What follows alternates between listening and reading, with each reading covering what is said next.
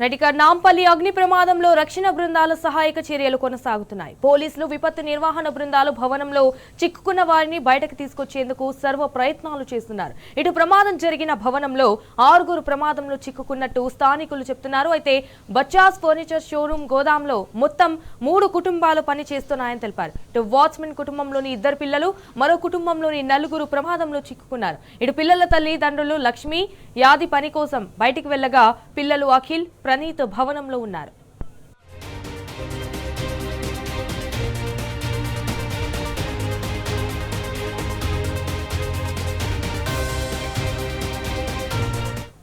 In fact Nampally అగ్ని ప్రమాదం జరిగిన భవనం హిందీ ప్రచార సభ పేరుతో 1960లో నిర్మించారు.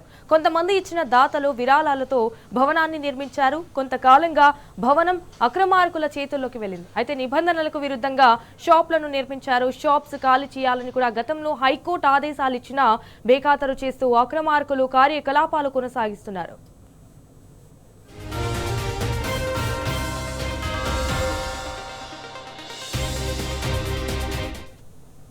రైట్, ఇదే విషయానికి సంబంధించి మరిన్ని డీటెయిల్స్ మా ప్రతినిధి రంజిత్ లైవ్ ద్వారా అందించడానికి అయితే సిద్ధంగా ఉన్నారు. రైట్ రంజిత్, అక్కడ ప్రెసెంట్ ఇప్పుడు సిట్యుయేషన్ ఏ విధంగా ఉంది, దీనికి సంబంధించిన అప్డేట్స్ ఏంటి?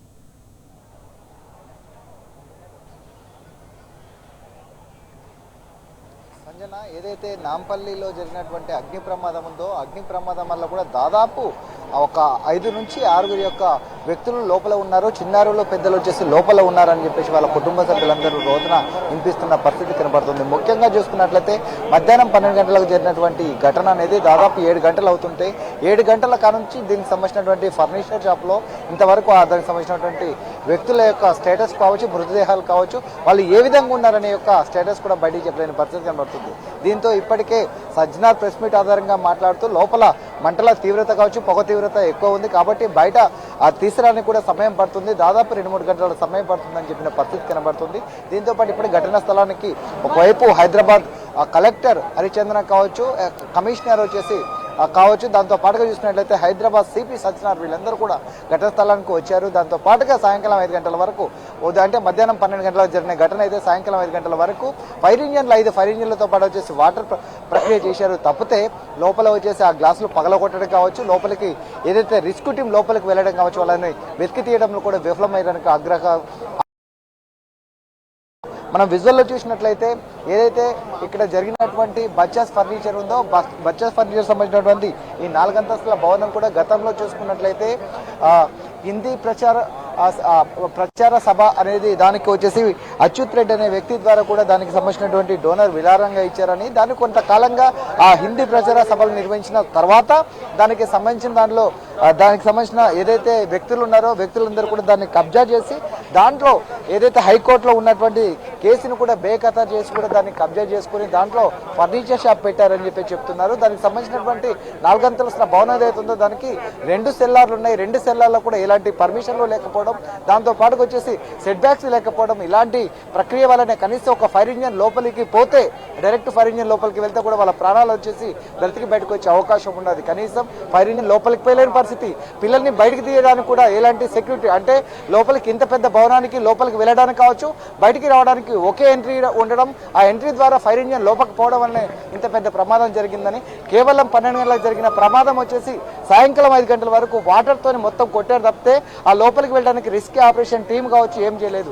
అంటే సాయంకాలం 5 గంటల తర్వాతనే దానికి సంబంధించిన కంప్లీట్గా 4 అంతస్తుల భవనానికి సంబంధించినటువంటి గ్లాస్ సిస్టమ్ ఏదైతే ఉందో అప్పుడు దానికి సంబంధించిన గ్లాస్ సిస్టమ్ని పగలగొట్టిన తర్వాతనే లోపలతో ఫోమింగ్ కావచ్చు, వాటర్తో కొట్టిన తర్వాత కొద్దిగా మంటలు అదుపులోకి వచ్చాయి. అంటే దాదాపు 5 గంటలు 6 గంటల వరకు ఈ పోలీస్ కావచ్చు, ఫైర్ సిబ్బంది కావచ్చు, డిఆర్ఎఫ్, ఎన్డీఆర్ఎఫ్ టీం అనేది కూడా ప్రేక్షక పాత్ర ఆగ్రహం చేసిన పరిస్థితులు కనపడుతుంది. ముఖ్యంగా చూసుకున్నట్లయితే ఇక్కడికి ఘటన స్థలానికి వచ్చినటువంటి అధికారులు కావచ్చు, పోలీస్ శాఖ కావచ్చు, దాంతో పాటుగా ప్రజాప్రతినిధులు రావడం వెళ్ళడం తప్పితే దానికి ఇప్పటికీ 6 గంటల కాంచి వాళ్ళ యొక్క కుటుంబాలకు సమాధానం చెప్పాలని రోదిత కుటుంబాలందరూ కూడా అక్కడ కూర్చొని వాళ్ళ బాధని పిలిపించుకున్న పరిస్థితి కనబడుతుంది. ముఖ్యంగా దానికి సంబంధించినటువంటి ఫర్నిచర్ ఏదైతే ఉందో 4 అంతస్తులలో ఉన్నటువంటి ఫర్నిచర్ కావచ్చు, దానికి సంబంధించిన వాటికి ఇప్పటికే డీసీఎంఎల్ తీసుకొచ్చి ఆ డీసీఎంల ద్వారా దానికి సంబంధించిన ఫర్నిచర్ను కూడా తరలిస్తున్నారు.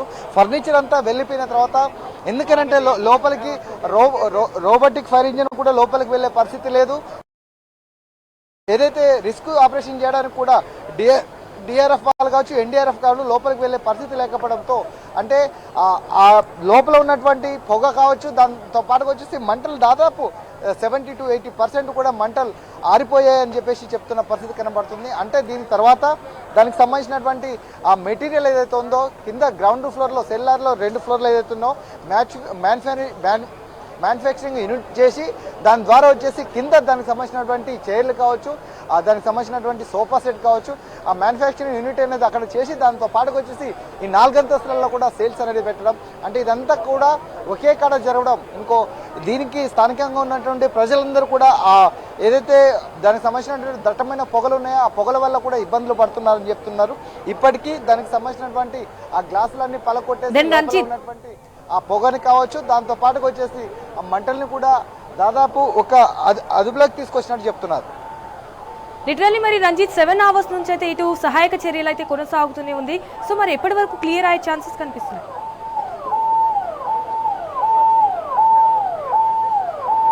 రంజిత్ సంజన, ఇప్పటికే చూసుకున్నట్లయితే దాదాపు దానికి సంబంధించినటువంటి ఫర్నిచర్ని కూడా దాదాపు తరలించిన పరిస్థితి కనబడుతుంది.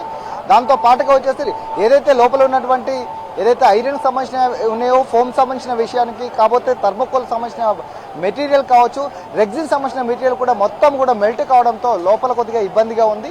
అదంతా కూడా తీయడానికి ఇంకో అరగంట నుంచి గంట సమయం పడుతుందని చెప్పేసి అధికారులు చెప్పిన పరిస్థితి కనబడుతుంది.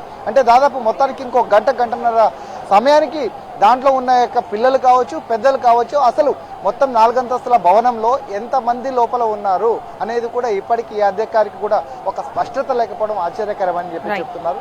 కాకపోతే ఒకవైపు ఇతిహాస్ కుటుంబ సభ్యులు కావచ్చు, మరోవైపు బేబీ కుటుంబ సభ్యులు కావచ్చు, మరో చిన్నారి ఒక కుటుంబ సభ్యులు కావచ్చు, వాళ్ళందరూ కూడా వాళ్ళ రోదన పిలిపిస్తున్నారు. కాకపోతే ఇంకా 1-2 గంటల సమయం వరకు కూడా ఈ రెస్క్యూ ఆపరేషన్ అనేది జరుగుతుంది.